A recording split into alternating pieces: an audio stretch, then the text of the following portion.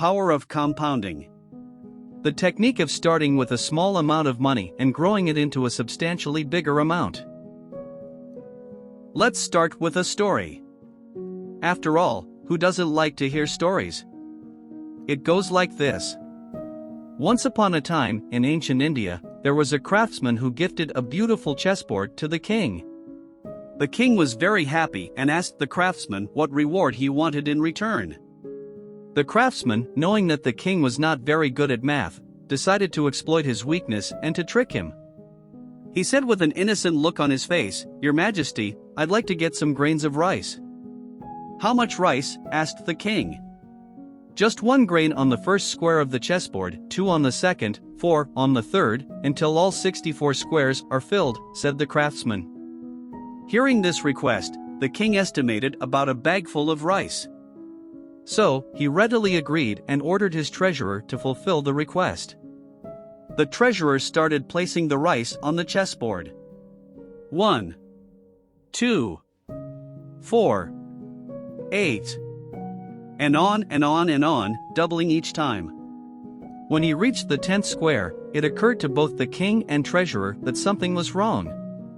The king immediately consulted the palace mathematician and found out that if he went like that, all the grains of the entire kingdom would not be sufficient to fulfill the request. The king, realizing that he got tricked by the craftsman, became furious out of shame and ordered to send the craftsman to prison, just to save his face. There are many versions of this tale with slightly different endings. However, here's the moral of the story.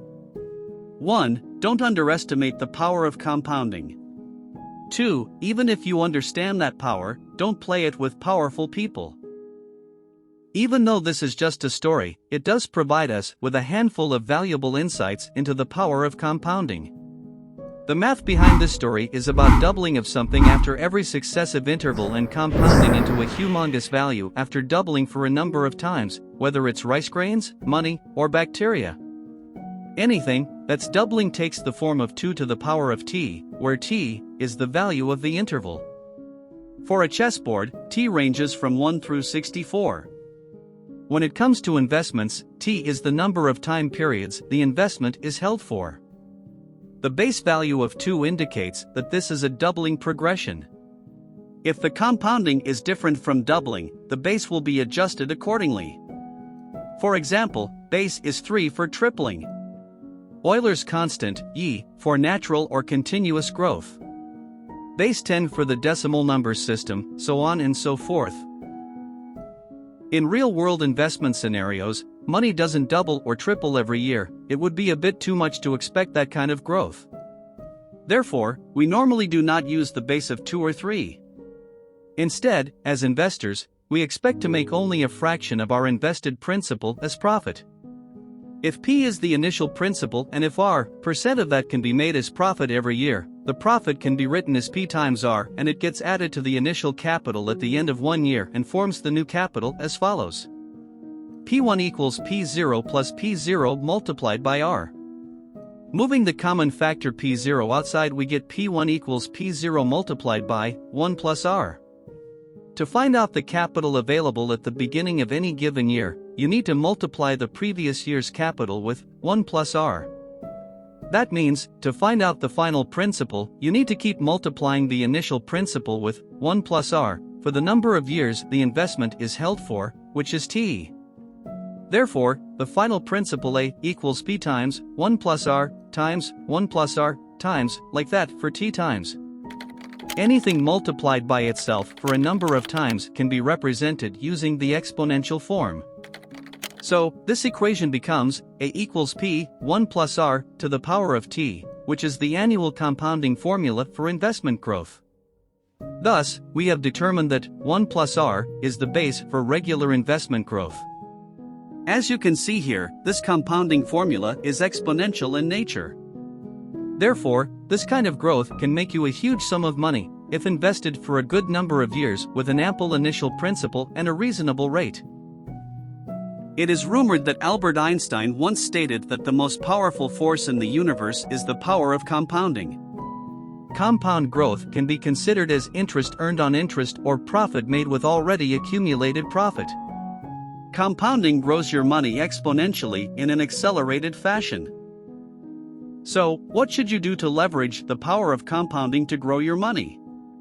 Here are a few basic tips. Start your investments early in your life, if possible. Or, at least you can probably advise your kids to do so when they are young.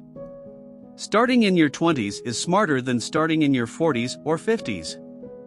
Start with a decent initial capital that you can afford to keep invested for a long time. Starting with $10,000 gives you an edge over somebody who starts with just $100. Allow your money to compound for several years. An investment growth for 30 years would yield you much more money than what you can grow in just 10 years. Try to average a good rate of return. A stellar rate of 30% can grow your wealth much faster than a mediocre rate of 1%.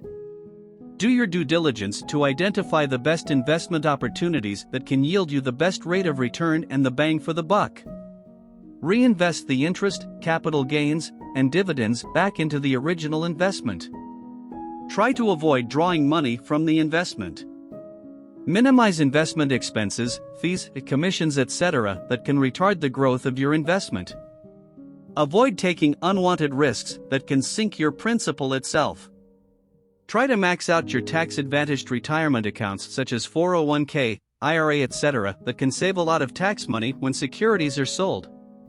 Try to avoid money-eroding debts such as credit card balance, high-interest loans, etc. that can burn your pocketbook. And that's all for today. Thanks for watching.